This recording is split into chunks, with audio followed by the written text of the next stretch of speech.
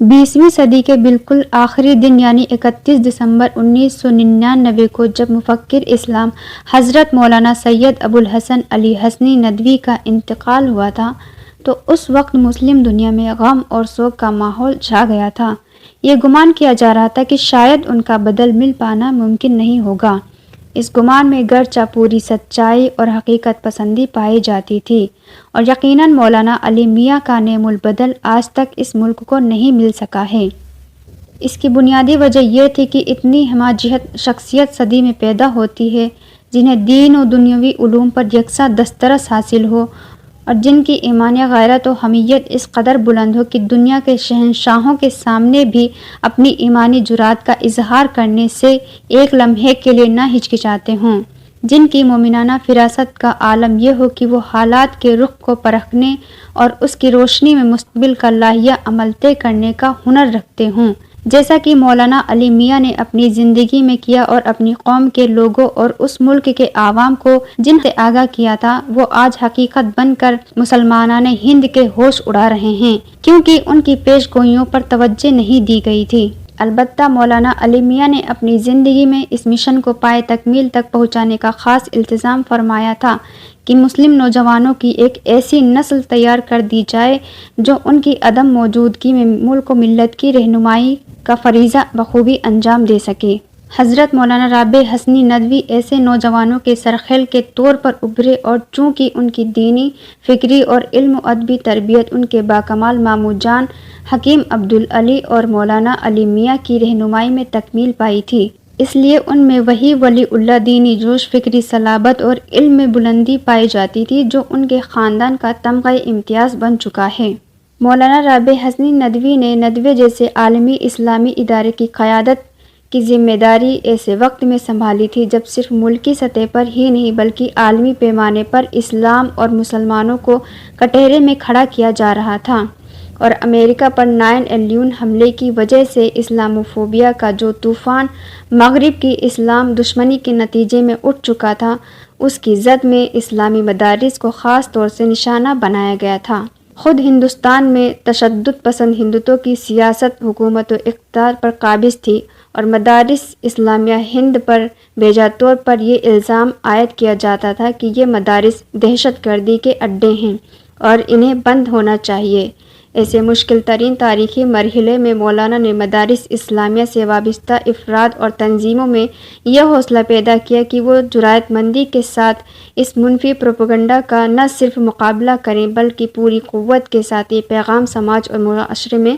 پھیلائیں کہ اسلام پر دہشت گردی کا الزام صرف نام نہاد تنگ نظر مغربی مفکرین اور ان کے حاشیہ بردار ہندوستانی دانشوروں کی ذہن کی اپج ہے جو اسلام سے نہ واقفیت بلکہ دانستہ عداوت پر مبنی ہے۔ مولانا نے اس مقصد کی خاطر علمی کوشش یہ کی کہ مدارس اسلامیہ پر عوام کا اعتماد بحال کیا جائے اور خود علماء کے اندر یہ شعور پیدا کیا جائے کہ وہ پروپیگنڈوں سے متاثر ہو کر مدارس سے وابستگی میں خوف و عار محسوس نہ کریں بلکہ پہلے سے زیادہ قوت اور خود اعتمادی کے ساتھ مدارس کی اہمیت و افادیت کو ملک میں ثابت کریں۔ اس کے لیے خود ندوۃ العلماء میں بڑے پیمانے پر توسیع کا کام کیا گیا۔ طلباء کے لیے نئی ہاسٹلوں کی تعمیر عمل میں آئی، ندوے کی شاندار مسجد کی توسیع ہوئی اور ندوے سے ملحق اداروں اور مدارس میں بھی اس کام کو خوب ترقی ملی۔ اس انتھک کوشش اور بے لچک قیادت کا اثر یہ ہوا کہ اسلاموفوبیا کا سیلاب ہندوستانی مدارس کو بہا نہ سکا۔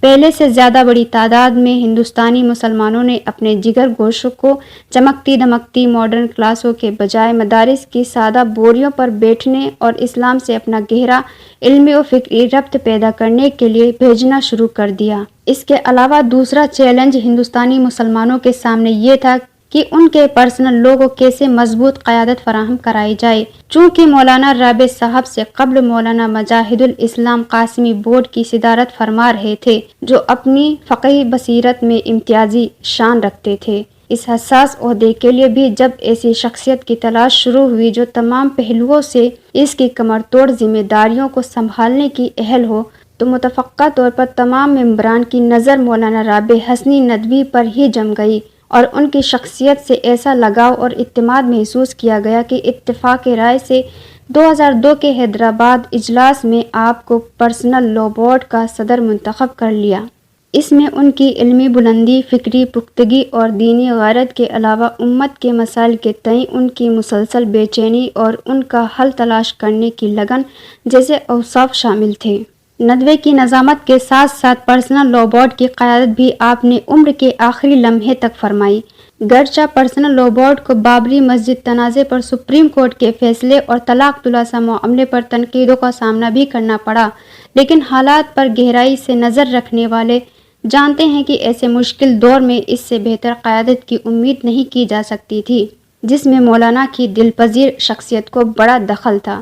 اس کے علاوہ آپ نے آکسفورڈ سے لے کر ہندوستان کے بے شمار تصنیفی و تحقیقی اداروں کی رہنمائی اور سرپرستی فرمائی اور انہیں وقت کے تقاضوں کو پورا کرنے والے لٹریچر کی فراہمی کی طرف راغب کیا،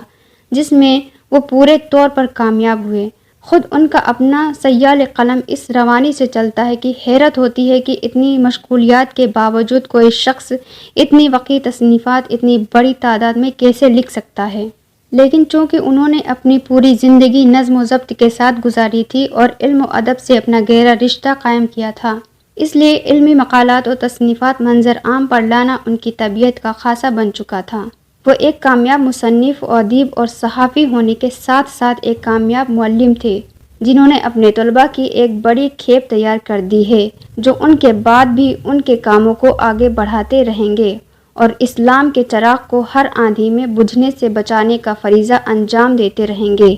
ان کی کتابیں جغرافیہ، عربی ادب و تاریخ، سیرت و سوانح اور قرآن و سنت تمام موضوعات پر موجود ہیں۔ آئندہ نسلوں کی رہنمائی کا کام انجام دیں گی، لیکن اس کے باوجود ہندوستان کے مسلمان اور ان کے ادارے مولانا رابع حسنی ندوی کی موت سے پیدا ہونے والے خلا کو ہمیشہ محسوس کریں گے۔ اب یہ ذمہ داری ان کے بعد کی نسل کی ہے کہ وہ ان کے کام بحسن و خوبی انجام دیں اور ندوے پرسنل لا بورڈ کی قیادت کے لیے ایسی شخصیتوں کا انتخاب کریں جو اس مشکل دور میں امت کو صحیح سمت میں لے جانے کی اہلیت رکھتی ہوں۔ ان کی موت سے ایک شاندار عہد کا خاتمہ ضرور ہوا ہے، لیکن یہ امت بانجھ نہیں ہے اور اس کی پوری امید کی جا سکتی ہے کہ اللہ پاک ان کا نعم البدل امت اسلامیہ ہند کو فراہم کرے گا۔